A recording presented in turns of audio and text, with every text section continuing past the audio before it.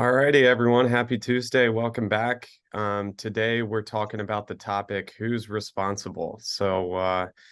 My uncle and I were talking about this, and he had a particular scenario that he wanted to discuss here involving a waiver of home inspection contingency, but a mortgage contingency that required lender repairs by an appraiser. So, Uncle Tim, do you want to lay out the scenario for us and we'll kind of talk about it in detail?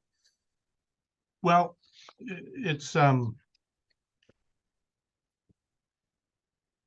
little more complicated than just that. For instance, and hopefully the agent doesn't mind me discussing this with her. I see her smiling right now.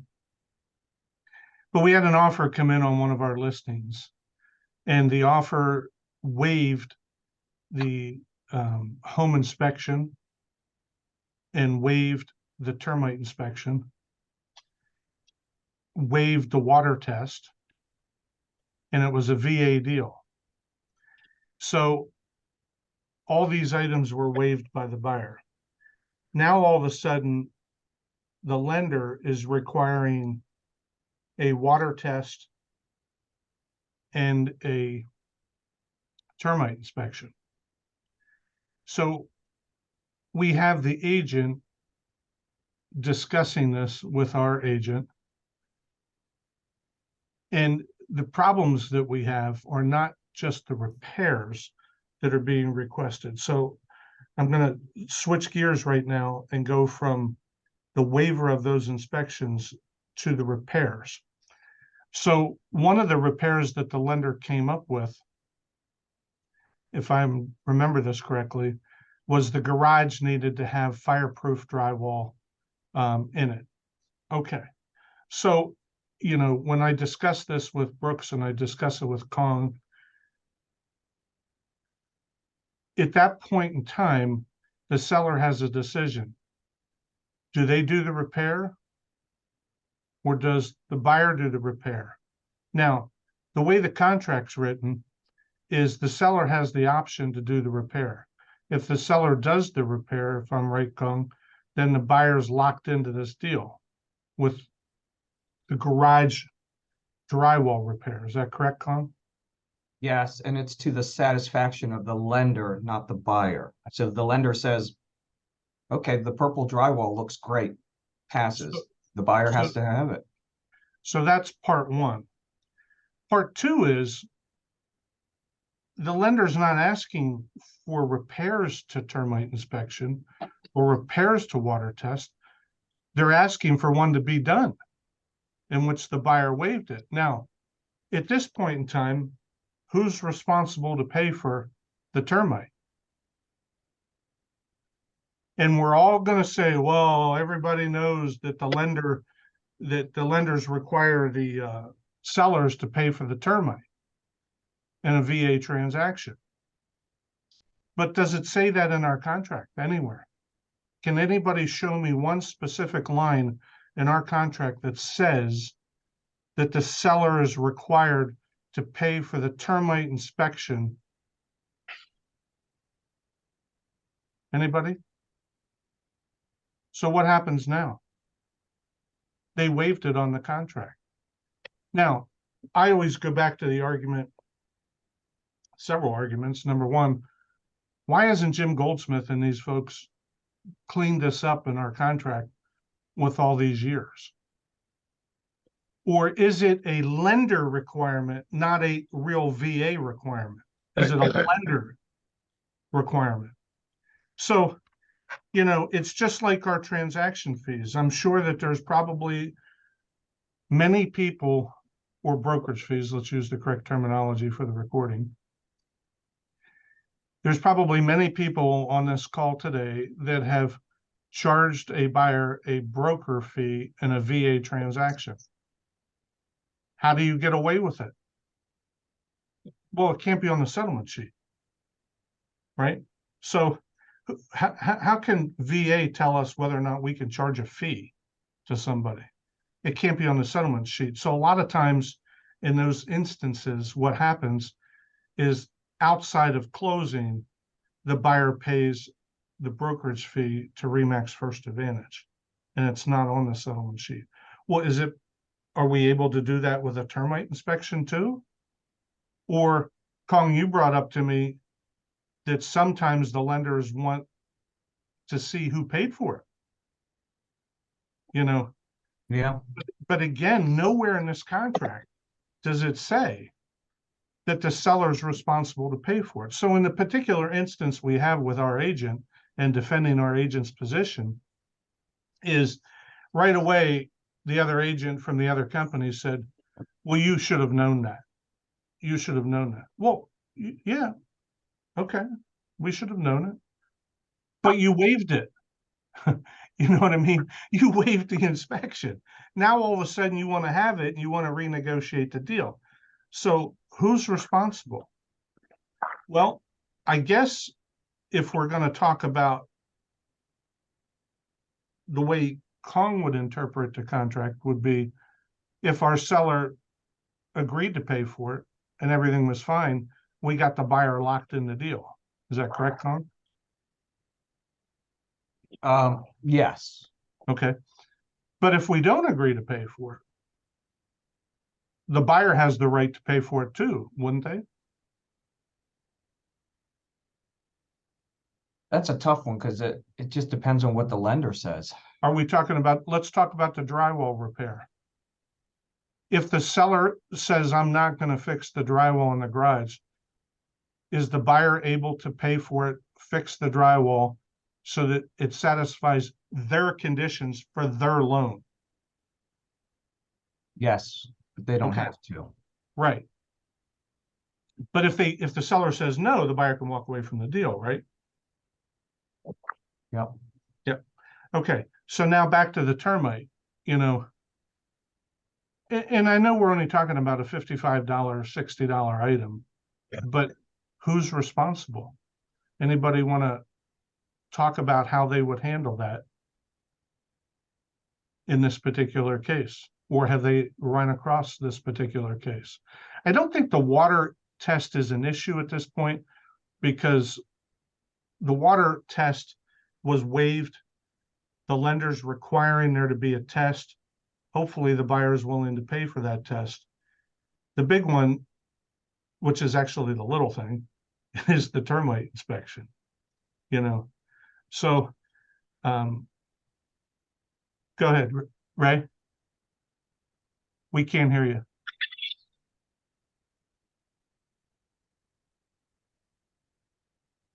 Can we hear you now, Ray? No. Let's unmute her again and see if it goes on this time.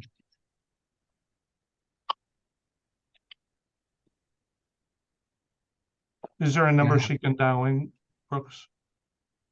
Yeah, there's a dial-in number if you want to try to dial in from your phone on the email that was sent out here this morning. So in these particular instances, who's right, who's wrong, who's responsible? Anybody else want to talk about if they've been in this particular situation? Sherry, go ahead. So it still kind of is the same situation. I represented the seller and the buyer waived the mortgage contingency. It was a conventional loan. And lo and behold, they were combining PHFA with it. So now the buyer's agent says, hey, because it has well water, PHFA is requiring a water test and a termite test. Of course, they waived the mortgage contingency, which means, hey, we don't do anything. However, the water test came back bad, but the coliform count was over 200. And the buyer's agent said, hey, in good faith, the seller's property disclosure says, yes, they already have a UV light on it. No, they're not aware of any problems. So they said, we would like the seller to have, it chlorinated, a new UV light put on, a new retest at their expense, because we assumed that their water was potable and safe for human consumption. So luckily they got 18,000 over list price. They didn't want to lose the deal. The sellers paid $1,000, had everything done, and we were good. But in that case, they waived the mortgage contingency, So I told the sellers, I really didn't have to do anything, but you got to talk them through it. Say, is it worth it to lose the deal over $1,000? Right. Okay, good. Thank you for that input. Anybody else have a situation that they have had recently or in the past to talk about lender required repairs or who's responsible? Tim, I was just trying to think through this. If I was on the buyer side with a situation like this, I think I would have my lender write a commitment letter with that as a condition of the commitment. And then let the seller decide if they want it, if they want to continue or not. Is that Ray from the 360-4640? Yeah, Ray, if you could mute yourself on your computer, we're I gonna, did. there Yep. we go. Okay, there we go. Okay, Ray, now go ahead and tell us. What I did as a follow-up to this, I contacted North Point Bank and talked to them about the fee for the inspection for water and termite. And her response to me was they do not care who pays it, seller or buyer. Okay. There is no seller requirement anymore. Now that's what I North said, Point Bank. Is it a VA thing or is it a lender required? Because I'm sure certain lenders are going to take a different position on that. But thank you for following up on that. So you called North Point Bank and they said that. So where do we stand with this now? Is the buyer going to pay for those? Or are they going to walk away because they have the right to walk away? He has not contacted me. He did order the pest inspection and the water test from a company in Enola. They charged $175 for the termite and $255 for the water. And I asked them, who were you told to bill this to? She said, we always bill it to the buyer. Okay.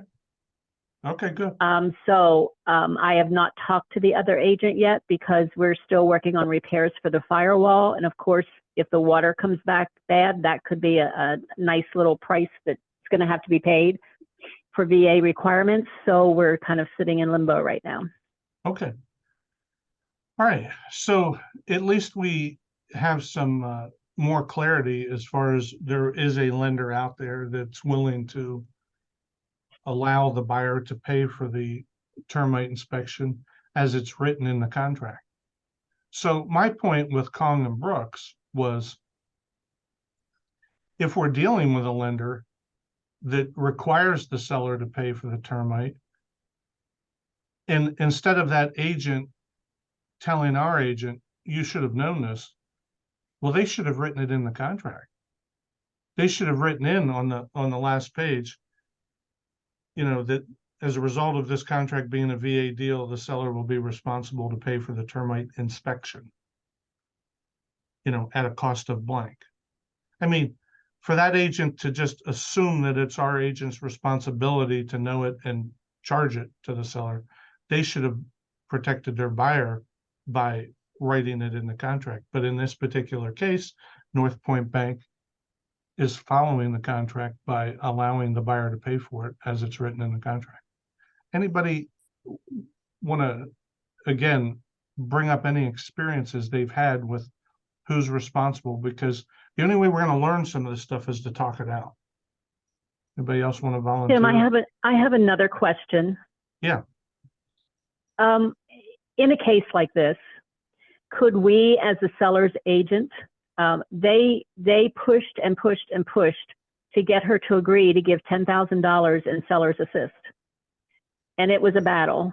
And now here we are facing a firewall repair and possible water treatment repair.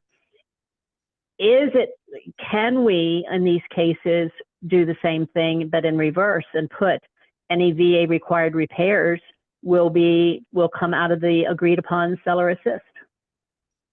If your question is, are you allowed to put that in the agreement of sale as a counter offer up front before the deal is finalized? Yes, you can do that.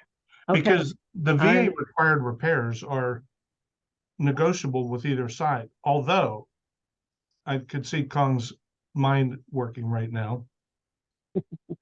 Would that give the buyer the right, Kong, to get out of the agreement? Absolutely. Because the VA required repairs are a lender, you know. Yeah. The what- best thing probably to do at the beginning of this deal was to do a third-party repair form of X amount of dollars.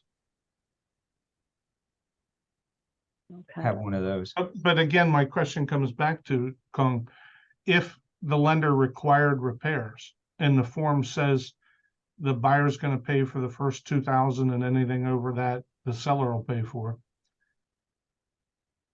Does the buyer have a right to get out of the deal or not? If it's over 2,000, yes. If it's over 2,000, yes. That's just my opinion of it, but I agree with Tom. Anybody else have anything they'd like to bring up with the question, who's responsible? Kara, have you had any situations like this that you've worked with recently? Or how would you handle the situation with these repairs at this point? Now knowing that the seller's already given $10,000 in closing cost help. Right, that's a tough one. I would go back and you just have to renegotiate it. I think I wouldn't, if I was on either side, I wouldn't give in, you know, quickly, but I also wouldn't lose the deal if at all possible. So I would hopefully just be working with another agent that we could get it together. Yeah. Has anybody had any experiences with VA with regards to UV lights? Like Sherry was talking about, had a problem with a conventional deal. I'm not sure. I'm asking the question for my own knowledge. There used to be a thing where VA didn't allow UV lights or the water to be tested with that. Is that still a regulation or is it not at this point? Does anybody know?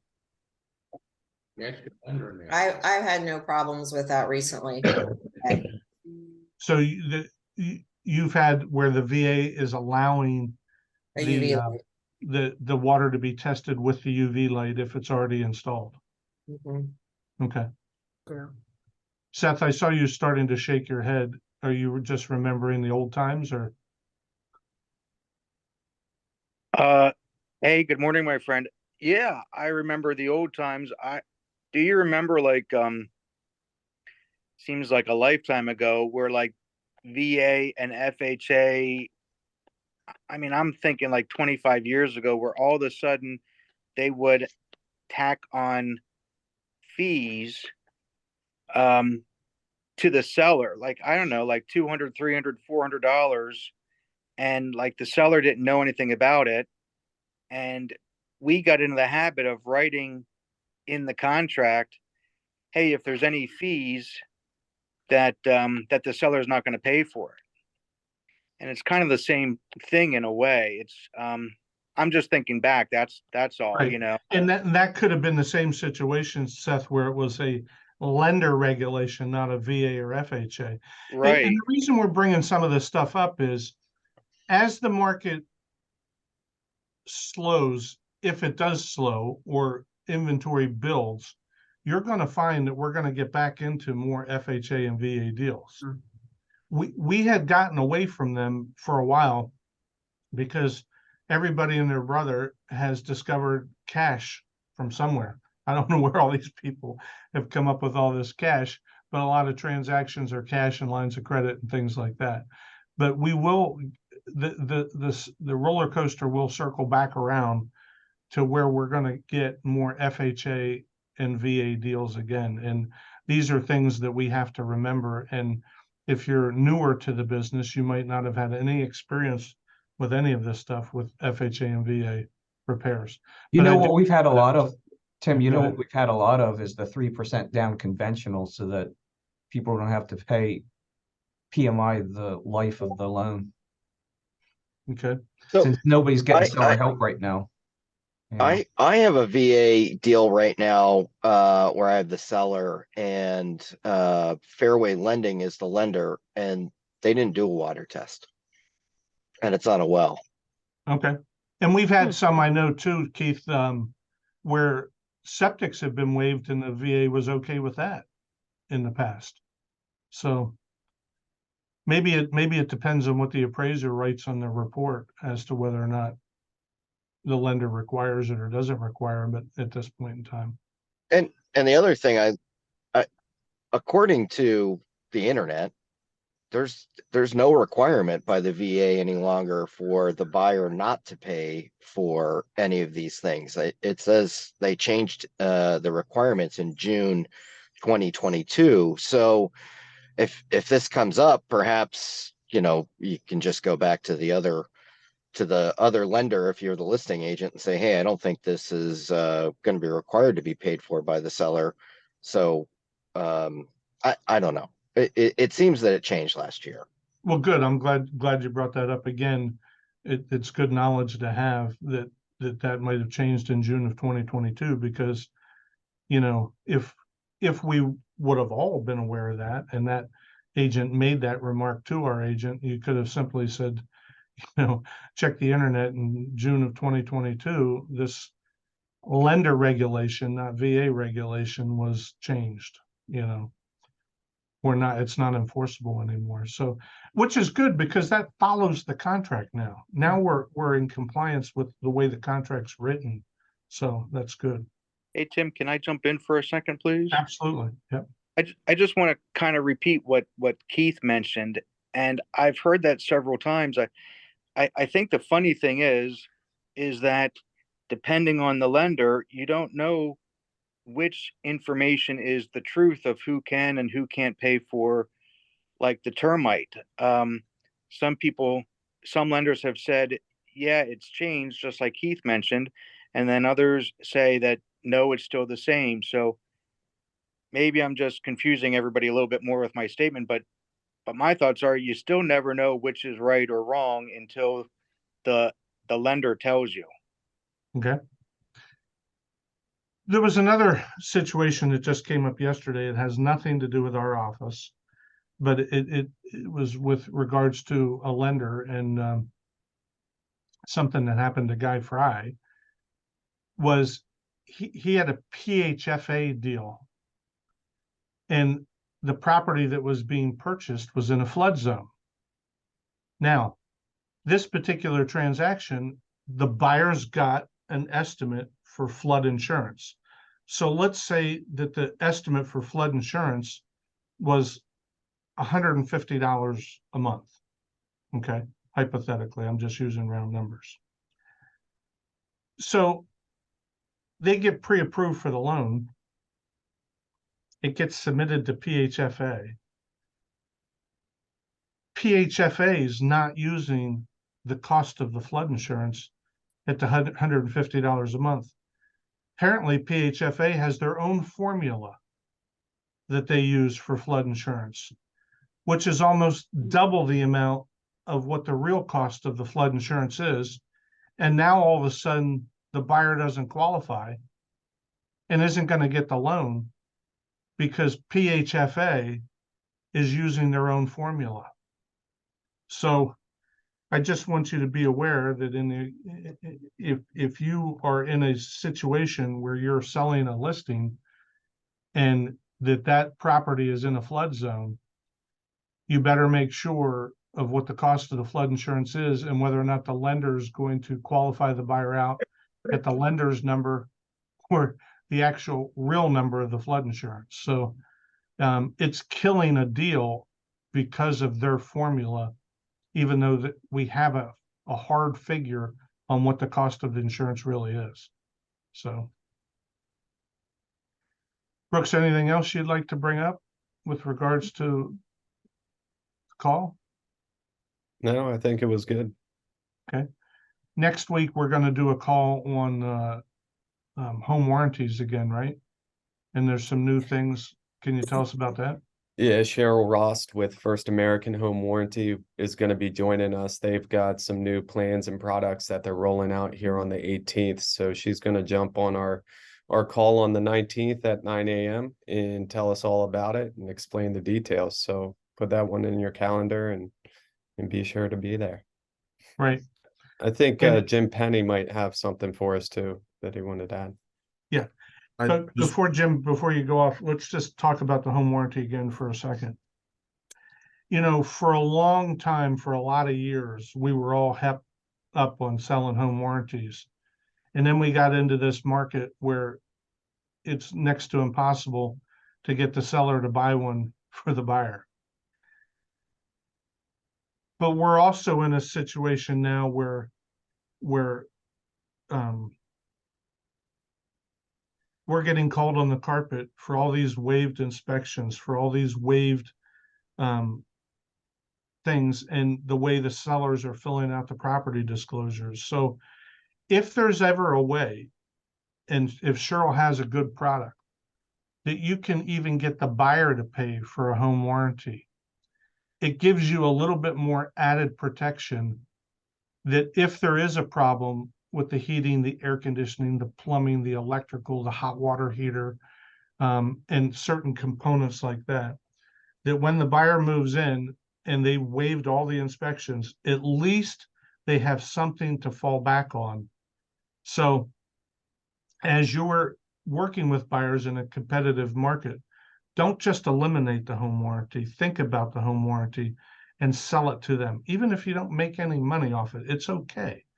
It's that layer of protection that as soon as you get that call after settlement that, hey, I got a problem, my hot water heater's leaking, or my central air is not working, or the heat's not working, you can say, call the warranty company, see what they say. So Jim Penning, go ahead.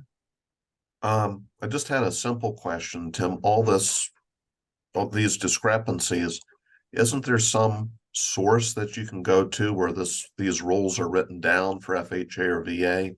Apparently there's not, because it varies. Well, I think what part of the problem was, again, Jim, is they're not necessarily real FHA or VA regulations. They're lender FHA or VA regulations. So the lenders have amended these things in order to provide the money. So that's why, you know, I applaud Ray. I don't know if Ray's still on the call or not. Yeah, I see her phone there. I applaud her for actually reaching out to that lender, North Point, and checking it out and getting that information. Congratulations on that. Absolutely. Yep. Dad, any other final comments? Well, yeah, just one. Just remember this, with the way things are right now, it doesn't hurt to invest in yourself. And sometimes on these home warranties, it might be nice that you gift this to the buyer buying the home. Yes, it's an expense to you, but it's also one heck of a protection. And, you know, with the way we're out there and the way everything is being waived, you need as much protection as you can get. Just food for thought. Anybody else have anything like to add to the conversation, even if it's a different topic, or they know of a topic they'd like to discuss in the future? I have something. We have an event we're trying to get together. Well, we're getting together for closer to Halloween, a trunk or treat here in the parking lot. So there'll be information coming out about it, but might be a good thing to invite past clients, current clients, Sphere to. We're going to try and get a bunch of people together and hand out some candy out of your trunk. Okay, sounds good. Thank you, Keith. I guess the sooner the better we get that information or those details together, because we're getting close to Halloween. Yeah, we're gonna send something out soon, but yes, thanks for bringing that up, Keith. So we picked one date so far, so I want to just see how that's going to work. But if each agent could, you know, volunteer to come that night and open up their cars, and then you can, you know, share your business cards or whatever you want to do, set up a little thing. But I think it would be fun to get the community involved, and, you know, whose kid doesn't need more candy? All right, Kong, any other final words? Nope. Just read the contract and make sure all your dates and terms match up to what is intended.